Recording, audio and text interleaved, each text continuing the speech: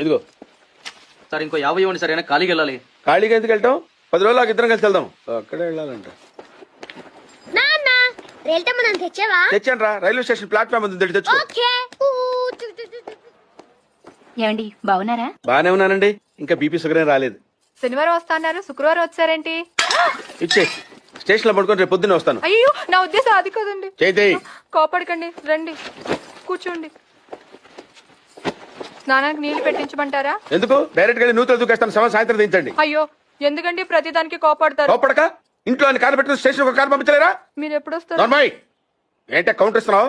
నేనా? దున్న పోతులా తిని. ఏం బాబు అయ్యో మావయ్య ఎప్పుడు రావడం? ఇప్పుడే వచ్చాను మావయ్య.